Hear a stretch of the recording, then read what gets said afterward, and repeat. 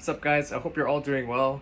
I hope you're all healthy and safe out there. I wanted to make this video a few months ago, but I didn't do it. In December, I decided to try to learn 3A, which in my opinion is the second hardest style after 2A. But I just wanted to do it because I wanted a new challenge. So pretty much in this video, I wanted to share my progress with you. Hopefully if you're thinking about trying another style but you haven't done it yet, this will be that Kickstarter for you to go try something new and challenge yourself. So anyway, by no means am I any good at 3A, but here is my progress and I just wanted to share it with you guys. So enjoy and I will see you in a bit.